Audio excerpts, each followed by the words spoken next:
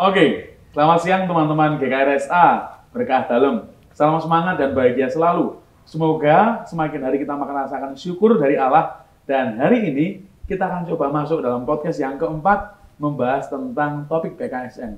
Sebelum kita masuk pada topik yang keempat, kita akan coba flashback terlebih dahulu. Kalau kita ingat, di pertemuan awal kita diajak untuk menemukan kedekatan kita dengan Allah, di mana kita sebagai individu atau sebagai kelompok, komunitas lebih sering terjebak pada hal yang bersifat material. Dan kita lebih jarang untuk membangun relasi. Spirit untuk berkumpul, bertemu, menjadi kecenderungan transaksional. Maka di pertemuan kedua kita diajak untuk bertobat. Melihat diri kita, melihat sesama dan saling menilai. Harapannya tentu membuat kita semakin merasakan syukur seperti yang ada dalam pertemuan ketiga. Kita diajak untuk merasa diri untuk lebih bersyukur karena kita telah diselamatkan, di mana Yoel mengingatkan kita peran Allah yang luar biasa bagi umat Israel. Allah mengampuni dengan ketulusan pertobatan umat Israel, dan kali ini di pertemuan keempat kita akan merasakan bahwa kita semua akan disatukan.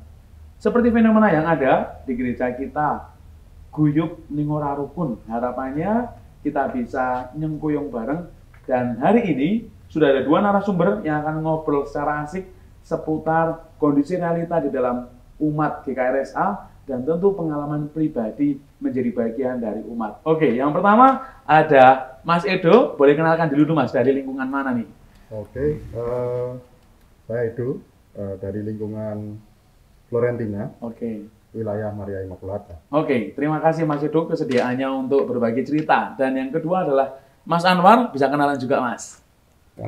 Saya Anwar dari wilayah Santo Paulus Dukuh. Oke, terima kasih dan langsung aja teman-teman, kita akan coba ngobrol.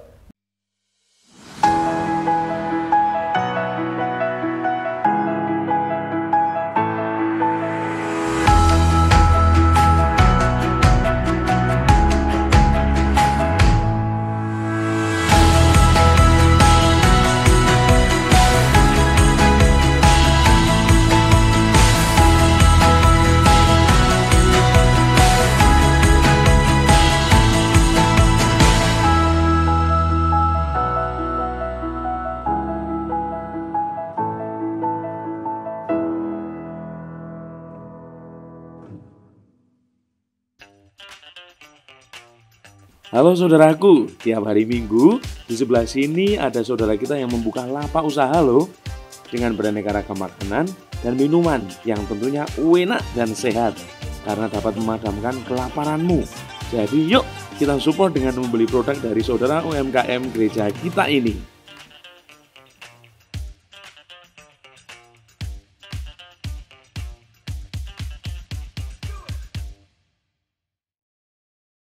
Pembacaan dari nubuat Yoel. Kemudian daripada itu akan terjadi, bahwa aku akan mencurahkan rohku ke atas semua manusia. Maka anak-anakmu laki-laki dan perempuan akan bernubuat.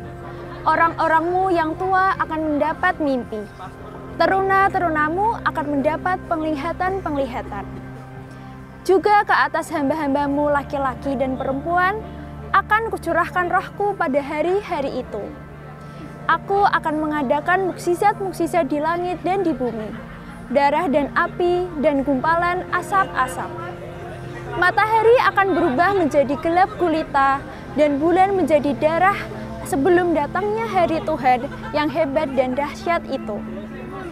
Dan barang siapa yang berseru kepada nama Tuhan akan diselamatkan, sebab di Gunung Sion dan di Yerusalem akan ada keselamatan seperti yang telah difirmankan Tuhan. Dan setiap orang yang dipanggil Tuhan akan termasuk orang-orang yang terlepas. Demikianlah sabda Tuhan. Menarik, Mas Edo, Mas Anwar, mungkin bisa bercerita terlebih dahulu nih.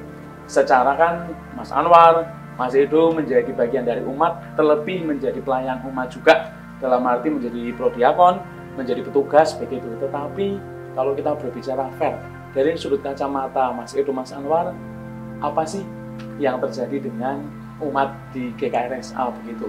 Mungkin dari Mas Anwar dulu, silakan Mas. Oke. Uh, ketika berbicara tadi umat itu saja, memang secara dinamika saya melihat kuat. Artinya ketika guyup itu tinggi, guyupnya tinggi, tapi ya memang ini menjadi sebuah kecenderungan ketika apa ya, perlu disadari juga bahwa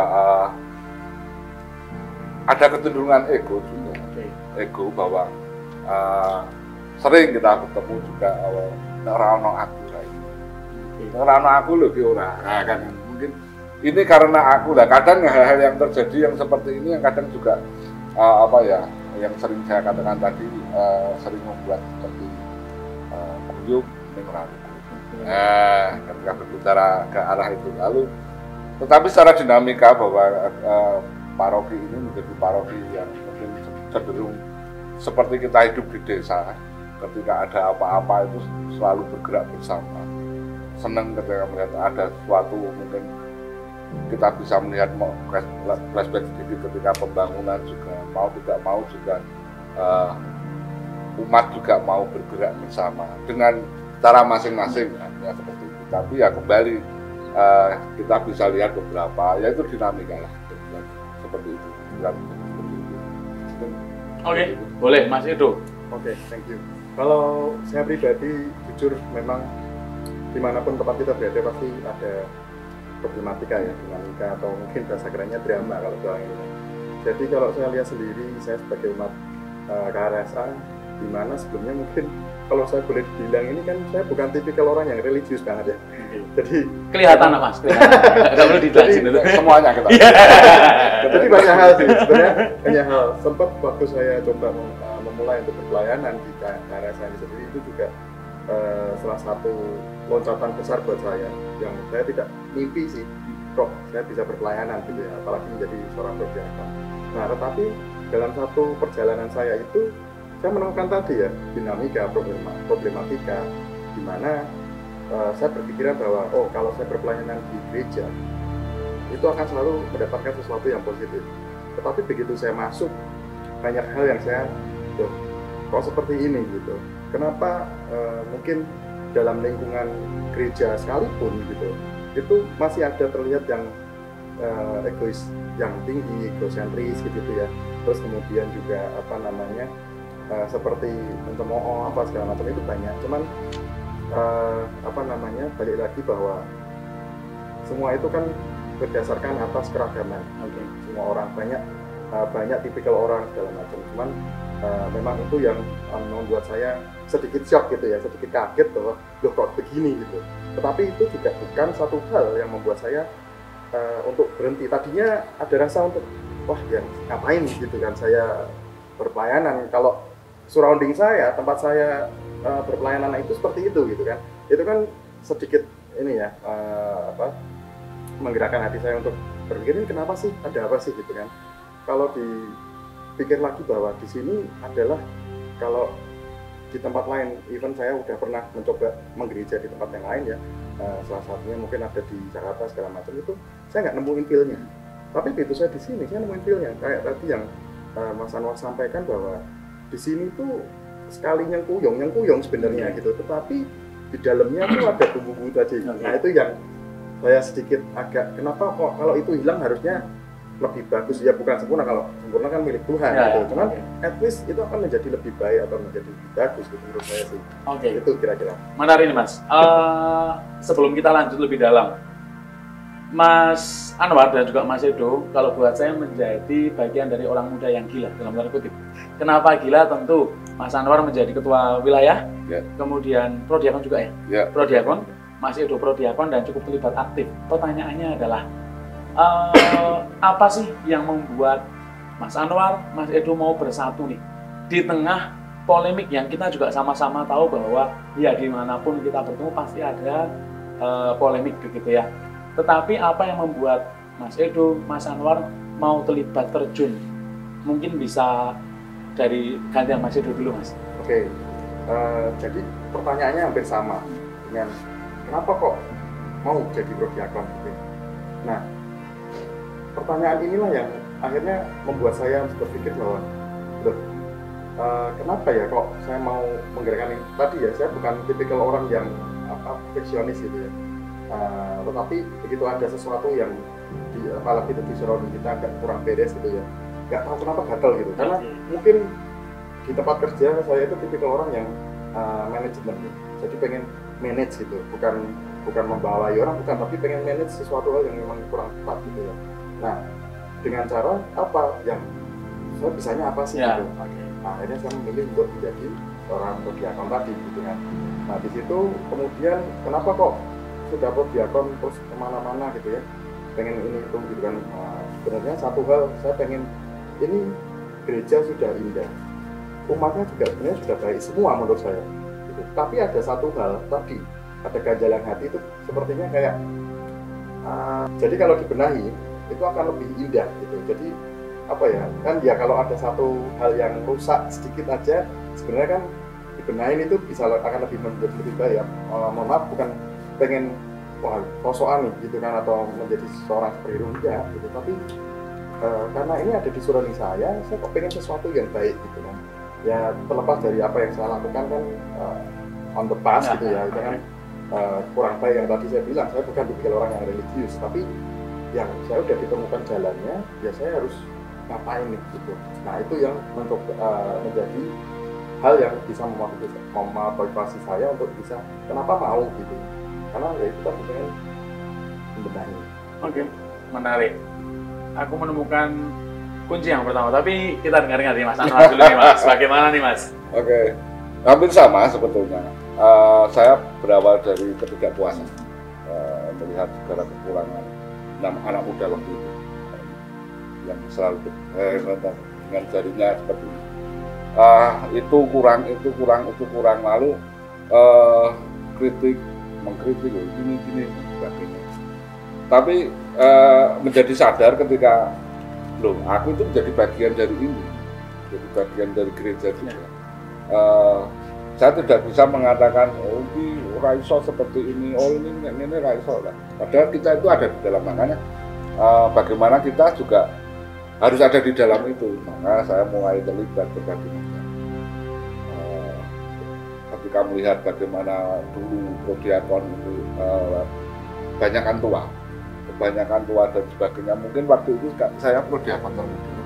Waktu itu ya, bukan sekarang lah Mas, sekarang masih muda. Oh, masih muda. Tapi bukan termuda.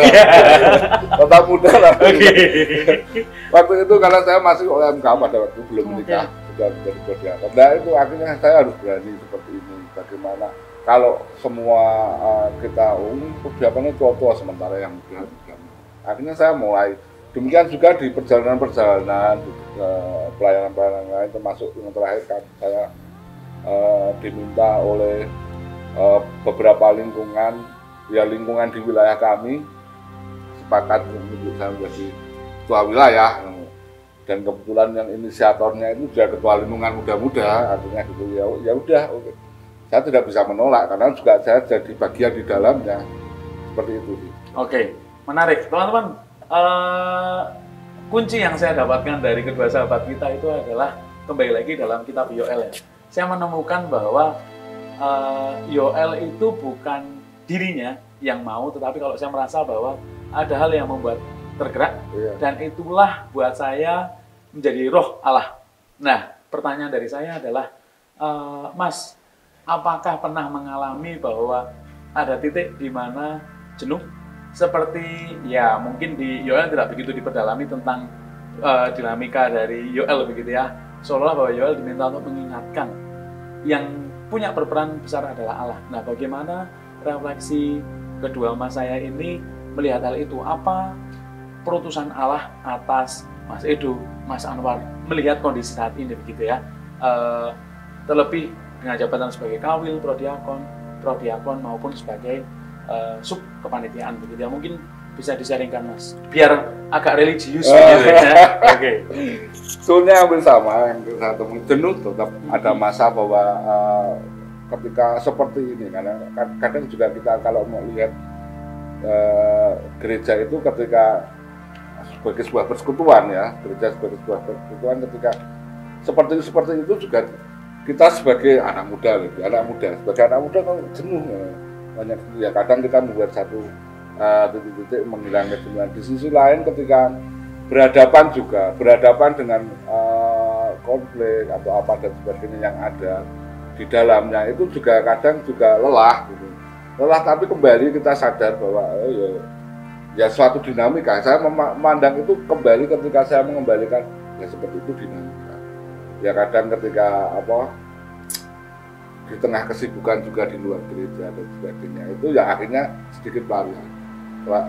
Jadi kadang juga malah justru melarikan diri dari kegiatan-kegiatan gereja dengan kegiatan luar. Kebalik ya biasanya ya. Orang ke gereja pelarian kan saya kebalik kan. Oke. Menarik. Karena banyak saya banyak belajar berproses diri saya terbentuk dari beberapa diri saya terutama terbentuk dari aktivitas saya di gereja. Itu yang saya di organisasi, saya di pekerjaan, saya mengenal banyak orang, karakter orang memang di gereja. Makanya ketika saya ada kejenuhan gereja, saya larinya ke organisasi lain. Menarik Mas, oke, siap. Itu menjadi referensi juga bagian dari cerita ya. Kalau Mas Edo bagaimana Mas? Kalau saya jenuh tentu sih, ini kayak doa ya. Doa saya sendiri pernah doa dan saya sering sharingkan ini ke di mana tempat saya waktu saya ibadah gitu ya. Di ibadah saya sharing gitu, maksudnya pas ada waktu homili atau apa, saya coba sharing sedikit. Bahwa sebenarnya saya kadang iri kalau saya duduk di gereja terus kemudian dengar terkabulnya doa salam Maria lah gampang sekali ya gitu ya. Menarik. Sementara saya sendiri mencoba untuk berdoa karena tadi balik lagi saya bukan tipe orang yang religius tadinya. Saya mencoba untuk berdoa, melakukan hal yang sama, memohon, meminta gitu ya, tetapi belum dikabulkan gitu kan. Misalnya kayak tadinya saya marah awal-awal saya mulai pelayanan itu tadinya sama loh Tuhan, saya udah ngikutin loh ini, tapi kenapa kok saya nggak ditunjukkan gitu. Nah di titik itu saya pernah merasa jenuh, tetapi balik lagi bahwa berproses itu pasti gitu kan. Yang tadinya saya nggak ngerti esensinya apa, terus kenapa kok saya belum dijawab sama Tuhan. Saya melihat yang lain dulu nih, ternyata mungkin pada saat saya duduk di sini dan kemudian mendengarkan terkabulnya 3 kali salam Maria gitu ya, novena 3 kali salam Maria, itu saya mendengarnya barusan aja gitu. Padahal saya nggak tahu nih bahwa orang itu berdoanya sudah 1000 kali. Nah, terkadang manusia hanya lihat dari hasilnya aja, tapi prosesnya nggak dilihat.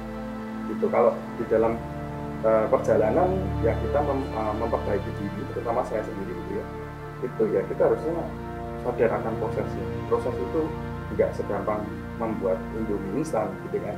Nah, itu menurut saya yang ya tetap pasti ada jenuhnya, tapi baik lagi batu itu kalau kena air pasti ada lubangnya. Nah, sebagai umat Katolik ya kita harus percaya proses itu, mungkin harus percaya sama Tuhan. Baik lagi menurut saya itu. Ini mendadak religius teman-teman sebenarnya ya, tapi menarik nih Mas. Sesederhana itu deh, saya juga merasakan hal yang sama ketika orang berdoa terkabulnya doa novena, devosi, rosario.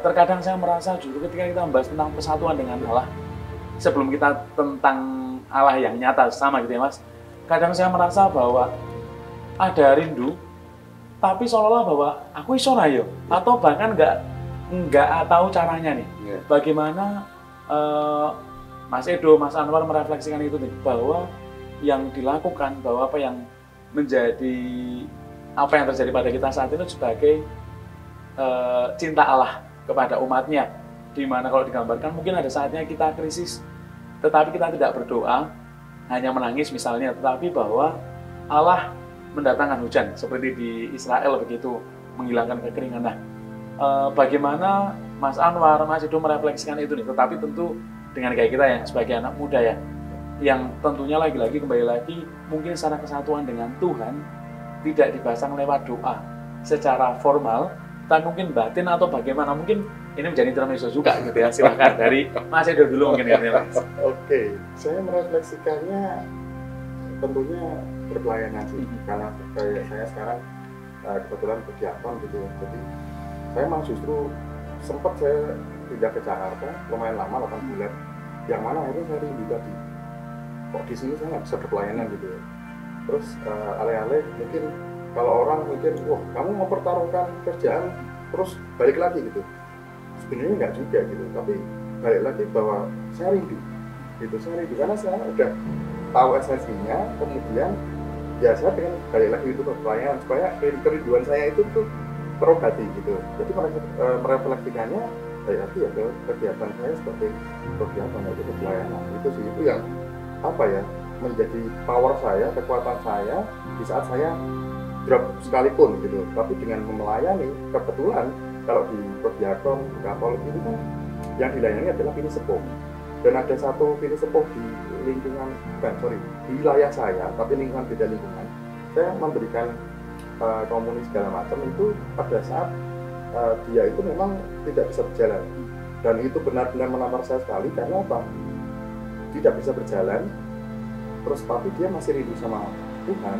Kemudian juga waktu ngomong sama saya itu gini, saya dipanggilnya Romo justru, ngapunten Pak, saya ini Prodiakon, tapi masih merocos terus gitu, ngomong gitu kan ya. Pokoknya intinya beliau itu ngomong ke saya gini, saya itu nggak akan ninggalin Gusti, walaupun Gusti bikin saya kayak gini gitu. Saya lihat kakinya kan nggak bisa jalan-jalan sampai mohon maaf ngesot gitu ya, dan itu menampar saya banget gitu.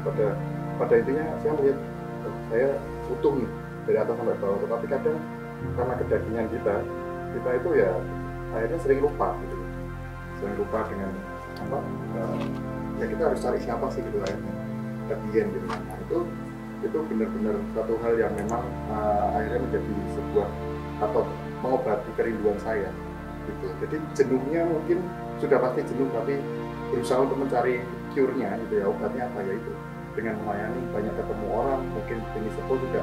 Kadang kalau sudah ngapunten sampun sepuh-sepuh itu lucu-lucu justru gitu. Jadi itu yang jadi spirit sih. Itu sih kalau saya.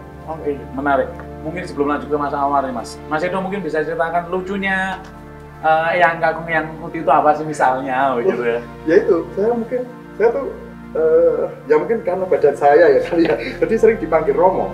Even bukan pini sepuh yang sudah pikun ya, tapi memang pini sepuh yang mungkin melihat sosoknya aja gitu. Saya udah bilang, apunten saya ini Prodiakon gitu. Sampai ngomong Prodiakon lagi Romo bergarwo. Itu sih yang lucu. Jadi selalu terpikir gitu ya. Yang pada akhirnya ada salah satu pini sepuh yang kemarin meninggal gitu ya, yang salah satunya yang lucu itu gitu. Jadi setiap kali saya datang ya selalu panggilnya Romo. Itu yang melekat sih. Nah itu menjadi obat buat saya. Menjadi menarik gitu ya. Dalam proses ada kalau saya menangkapnya ada proses menyatukan dengan Kristus, bukan lalu hanya lewat doa, tetapi dari pengalaman nyata dari apa yang dilakukan oleh Mas Edo. Dan mungkin yang menyatukan kita adalah tentang rasa ya Mas. Bagaimana rasa syukur itu dengan Mas Edo, walaupun sebagai Prodiakon yang mungkin orang memandang bahwa ini uripe Mas wis mulya wis tenang gitu ya, tetapi ternyata masih mengalami krisis dan akhirnya menemukan syukur dari sesama itu ya Mas Edo. Oke, menarik. Kalau Mas Anwar ngekesek iki Mas. Jelas memang saya sendiri bukan orang yang banyak berdoa. Memang dikatakan berdoa itu kan komunikasi dengan Tuhan. Berkomunikasi dengan Tuhan. Ya. Kadang doa saya juga simbol-simbol saya saja, sering memimpin doa itu ya itu bahasanya, hanya seperti itu. Kemudian yang jelas memang saya katakan tadi ketika menjadi membangun komunikasi, doa itu kan membangun komunikasi partner.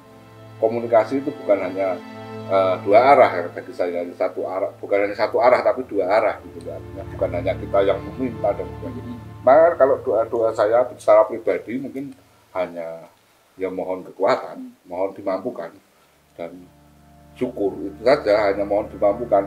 Sebagai contoh ketika saya mau melakukan sesuatu, mau seperti panitia Paskah mungkin seperti hanya satu kali mungkin saya mau Tuhan mohon dimampukan untuk saya berbuat baik itu saja, hanya seperti itu.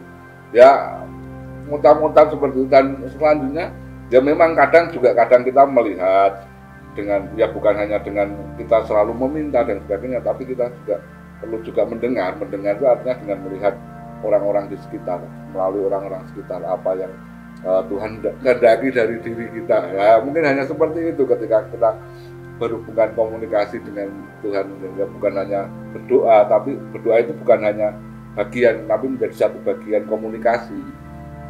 Mendengar pun melihat itu juga komunikasi. Jadi saya seperti itu. Menarik nih Mas, semakin menarik lagi ketika mulai memperdalam tentang persatuan sebagai bentuk komunikasi gitu ya Mas, entah dengan sama maupun dengan Allah. Nah, yang menarik berikutnya adalah krisis begitu ya Mas, bahwa krisis kita sepakat bahwa umat masih perlu disatukan kembali, bukan hanya secara kebersamaan aktivitas, tapi secara emosional, spirit begitu ya.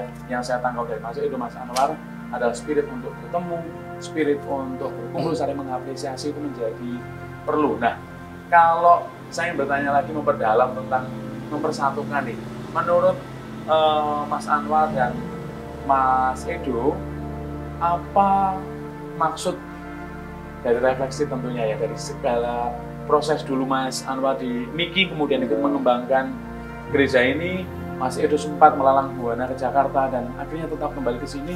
Apa sih refleksi yang dirasakan dari perutusan Tuhan ini? Kalau kita berbicara tentang Yoel, diminta untuk membantu mengingatkan, bukan mempertobatkan ya kalau bahasa, tapi mengingatkan umat Israel untuk bertobat dan akhirnya mereka bertobat. Nah, kalau ini refleksi pertobatan dari Mas Edo, Mas Anwar sendiri itu bagaimana? Aku gitu. Gantian gitu ya. Yang jelas sebagai apa ya? Oh iya, sebentar. Sorry Mas, tak potong. Apalagi tidak dibayar ya. Nah, ini supaya konteksnya menjadi nampak. Karena yang menyatukan kita itu adalah ada hal yang materialnya, ada imam bonjolnya, ada Soekarno-Hattanya. Nah, mungkin biar bicara bahwa lagi-lagi yang jenengan pilih itu yang mungkin tidak ada pahlawannya, tetapi justru atau banyak disambati, banyak dipaitu misalnya seperti itu. Nah, refleksinya apa?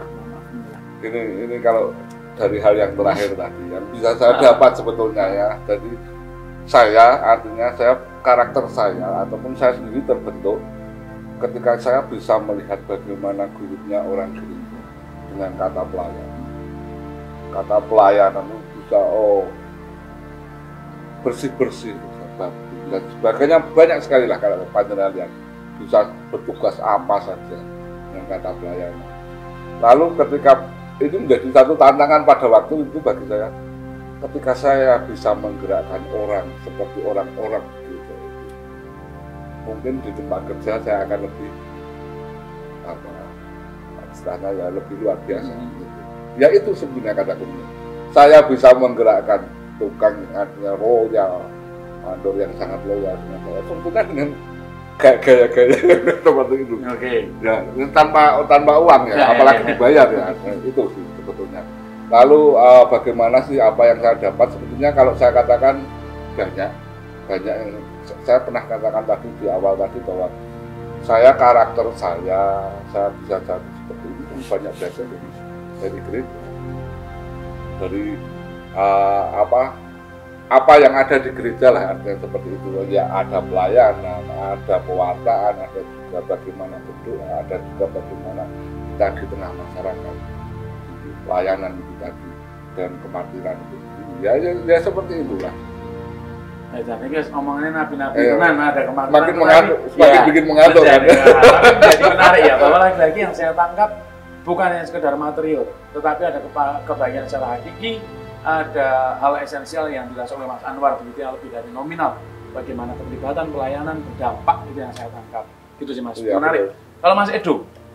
Kalau saya agak sedikit lucu sebenarnya. Ya lucu tapi mungkin dipikir orang ini kayak drama atau kayak agak sedikit lebay gitu ya. Cuman buat saya ya it happen gitu. Dalam artian gini. Karena tadi saya bilang atau menyampaikan di depan bahwa saya bukan tipikal orang religius, betul, karena sebelumnya saya ke gereja ya tidur. Saya nggak tahu apa itu tabernakel, apa itu hospi, apapun itu ya. Kalau tadi Mas Anwar sampaikan tidak bisa berdoa dengan ya yang bahasa indah atau segala macam pun saya gitu. Paling takut untuk disuruh berdoa. Tetapi ya kalau balik lagi apa yang mempersatukan sebenarnya lebih ke sisi ini ya. Ini ada di Yohanes 2:24 kalau nggak salah ya. Wah, apa itu Mas? Ya itu lebih ke apa ya, Tuhan itu kan istilahnya kalau kita di dunia ini, kita ini kayak aktor dan aktrisnya gitu. Tuhan itu sutradaranya sebenarnya gitu. Tuhan itu dalam kehidupan kita, mau itu yang baik dan buruk, itu ada campur tangannya gitu. Dalam artian ya balik lagi kalau tadi ditanya mengenai loh ini kan sesuatu yang nggak dibayar gitu ya dalam tanda kutip, itu kan apa yang mau didapatkan dari sini. Justru karena tadi kalau saya balik ke karena saya sudah nyemplung, kalau misalnya di situ ada sesuatu yang kurang tepat gitu ya, harusnya ini bisa menjadi lebih baik, why not gitu. Saya cuma pengen memberi sedikit perubahan gitu ya, bukan terus pengen dikenal apa lebih ke sisi ini kalau lebih baik tuh akan lebih indah, lebih bagus gitu. Karena balik lagi tadi yang saya udah pernah kemana-mana, udah ke gereja Katolik dimanapun gitu ya, terutama di Jakarta udah hampir semuanya, itu kok rindunya ke sini karena di sini menurut saya ya nyaman gitu. Beda kalau saya datang ke gereja, mohon maaf yang di sana itu ada ya, itu apa ya, umatnya tuh kayak sendiri-sendiri, kayak saya nggak kenal gitu. Tapi kalau di sini memang dulu saya nggak dikenal gitu ya, saya nggak dikenal, terus begitu saya berpelayanan banyak yang tim sepuh itu tahu gitu ya, gitu ya kan, gitu. Jadi ya kayak dapat sesuatu yang saya itu sudah cukup dihargai dan saya sudah cukup dilihat gitu, dan itu sudah cukup buat saya, dan itu menjadikan saya lebih semangat, lebih kuat lagi. That's why kalau tadi ada Soekarno apa segala macam, mungkin itu tidak menjadi tidak menjadi apa terbesit dalam pikiran saya, karena balik lagi lebih ke ya saya pengennya ke pelayanan. Dan kenapa kok misalnya dikaitkan dengan kehidupan lah, terus Mas itu gimana kalau bekerja tanpa ada something gitu ya di situ? Kalau saya nggak kenapa aku akhirnya, karena saya mengalami sendiri bahwa saya itu masuk ke sini, saya itu berpelayanan itu karena ada satu hal. Pada saat pandemi saya punya usaha sendiri segala macam, hancur itu sekejap mata hancur gitu kan, hilang gitu kan. Sampai akhirnya saya khawatir gimana besok pagi segala macam. Tetapi saya mulai dibukakan pada saat saya bergumul dan saya mencari Tuhan. Di situ, I seek for the truth gitu. Jadi begitu saya berpelayanan, ini benar-benar saya alami bahwa kok dibukain sama Tuhan. Itu yang menyebabkan saya nggak tahu, jadi nggak takut kalau kekurangan gitu. Karena kita pasti diselamatkan, kita pasti dipelihara, nggak mungkin dibiarin. Jadi ya nggak munafik, everyone needs money gitu kan. Tapi it is not the first thing gitu. Jadi itu nggak yang nomor satu. Yang nomor satu adalah keyakinan kita terhadap Tuhan. Karena balik lagi, ya bukan berarti terus bisa makan sama iman. Ya nggak bisa kalau itu kalau duniawi ya. Tetapi balik lagi, waktunya akan datang pada saat kita udah percaya, kita udah mengimani, kita udah berpelayanan, pasti dibuka jalan sama Tuhan. Bentuknya macam-macam. Bisa dari teman ngasih makanan, itu rezeki ya. Ya kalau misalnya saya pengangguran di rumah aja gitu, tapi dengan berharap seperti itu juga nggak dosa. Ya. Tapi kan kita memberikan pelayanan yang baik gitu kan. Nah itu intinya. Jadi saya nggak pernah khawatir sekarang, karena kalau boleh dibilang pelayanan kayaknya menjadi pekerjaan aja gitu kan. Walaupun lebay nih gitu, tapi buat saya nggak lebay karena itu yang merubah hidup saya menjadi sekarang gitu. Itu seperti itu sih. Oke, menarik teman-teman. Dari dua narasumber ini kita berkesimpulan bahwa ketika kita mau melepaskan diri dari menyatukan diri kita di Allah dengan hal yang sifatnya material, maka kita akan menemukan yang lebih hakiki, merasakan bahwa kita disatukan oleh Allah dan disatukan oleh Kristus sendiri ya. Dan kepuasan itu menjadi kepuasan batinnya, sama seperti yang ada di Yoel, di mana bahwa Allah meletakkan roh baik pada setiap insan manusia. Dan itu yang saya yakini. Ketika tadi Mas Edo menyampaikan ketemu yang kakung, Mas Anwar berpelayanan, bertemu dengan berbagai dinamika orang, kesel iya, tetapi justru semakin dari kesel itu, dari polemik itu, dari dinamika itu, semakin merasa ada yang disatukan, ada yang merasa saling menguatkan. Nah, terakhir nih Mas, sebelum ke harapan, tentu saya pengen ada semacam ajakan nih bahwa kita di gereja terdiri dari banyak generasi. Ada sepuh, ada yang dewasa maupun anak-anak. Nah, boleh deh kasih ajakan ke yang kakung, yang putri, bapak ibu gitu ya teman-teman, maupun remaja, pasangan muda maupun sampai ke anak-anak, apa sih nikmatnya bersatu bersama Allah begitu ya. Yang dimaksud di Allah tentu bukan hanya sekedar ke gereja, terjebak pada ritual bahwa kita setiap minggu atau Sabtu harus misa, tetapi bahwa kita menemukan esensi Tuhan yang nyata, Tuhan melalui Mas Anwar, Tuhan melalui Mas Edo dan sama kita. Nah, mungkin bisa apa ya yang menjadi hal menyenangkan, asiknya bersatu bersama Kristus melalui umat begitu. Monggo dari Mas Anwar dulu. Dari kata awal kita sampaikan tadi, yang pertama mungkin kita harus sadar bahwa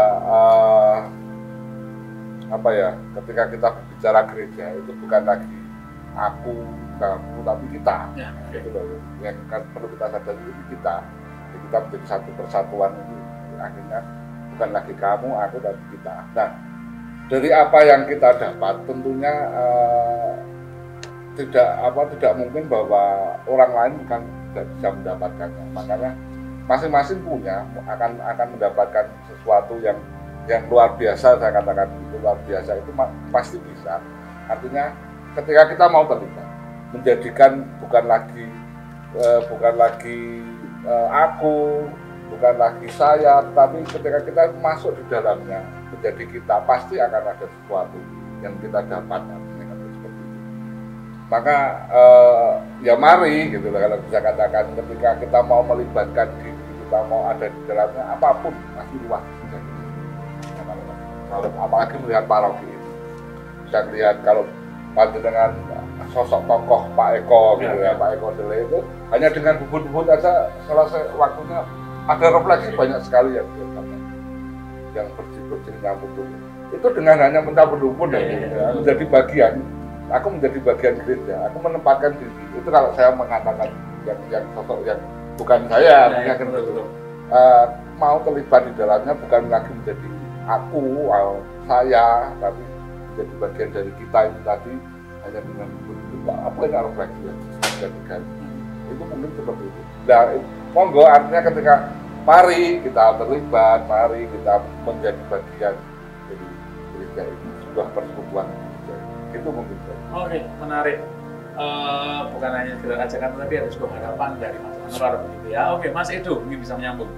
Oke, wah semua udah diborong. Ya, sebenarnya sama ya. Maksudnya kalau kita kalau kita mau bersekutu gitu ya, kita 3 orang aja bisa datengin Tuhan gitu ya, dan Tuhan hadir gitu ya. Amit Monsewu bukan terus kiamat ya, tapi Tuhan hadir di sini, Roh Kudus juga hadir gitu ya. Itu akan menjadi lebih baik kan, jadi bersekutu itu baik dalam artian ya kalau kita melakukan semua bersama-sama tanpa terkecuali ya, tanpa harus ada embel-embel yang lain, tanpa ada kepentingan yang lain, kita tulus, kita berpelayanan, kemudian semua orang di sini, umat pun juga bisa berpelayanan, bukan hanya saya, diakon, Mas Anwar atau Mas David, mungkin teman-teman yang lain, tetapi umat pun bisa berpelayanan gitu dalam hal yang sepele dan yang kecil. Contohnya paling gampang adalah ya mungkin mengikuti acara-acara di gereja itu juga suatu bentuk partisipasi yang itu bisa istilahnya membuahkan bibit yang baik sebenarnya. Nah, itu nantinya akan kita bisa bawa ke sesuatu goals yang bukan berarti terus semua kok religius gitu ya, atau selalu bersinggungan dengan yang namanya keimanan atau apa segala macam. Keimanan orang yang kita juga nggak bisa mengatur.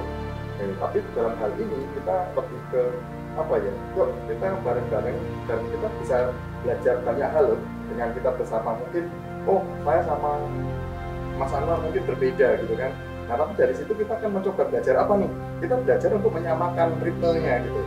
Mas Anwar punya pendapat, saya juga punya pendapat. Bukan berarti kita berbeda, terus ya bisa jalan bareng gitu. Nah, intinya baiklah bersekutu, itu akan membuang suatu hal yang baik gitu. Jadi bukan hanya ke gereja itu sebagai biar dilihat si A, si B ke gereja, itu mungkin yang saya lakukan dulu ya gitu, istilahnya kayak sebagai syarat aja gitu. Tapi mungkin lebih ke esensi yang lebih dalamnya adalah bahwa kita di situ ketemu dengan banyak orang itu juga salah satu hal yang membuat saya senang sebenarnya kalau di karya saya sendiri, karena apa ya, saya tuh sering disapa orang gitu, apalagi orang yang tadinya nggak tahu saya jadi tahu, terus Mas itu berkat dalam itu, waduh, itu rasanya tuh apa ya, membuat kita pengen, wah aku pengen kerja pagi ya, banyak-banyak mengapunten Bapak Ibu ini sepuh gitu kan, yang senang nih kalau apa lihat saya disapa gitu.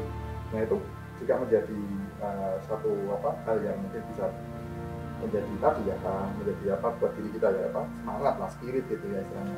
Jadi balik lagi, kalau saya diminta untuk mengajak teman-teman, terutama yang masih muda ya, teman-teman muda maupun ini sepuh atau yang sudah berkeluarga, ya ayo kita ambil bagian kecil aja di sebuah gereja kita. Di karya ini itu akan membuahkan hasil yang besar. Bahwa dari obrolan kita tadi, saya menemukan kesimpulan bahwa untuk bersekutu perlu terlibat juga. Dan yang menarik adalah terlibat itu tidak harus sama dan tidak harus membandingkan, tetapi bahwa yang sama adalah misinya untuk terlibat itu tadi dengan cara yang berbeda-beda. Buat saya tidak menjadi masalah, dan itu yang saya temukan dari kedua sahabat kita ini.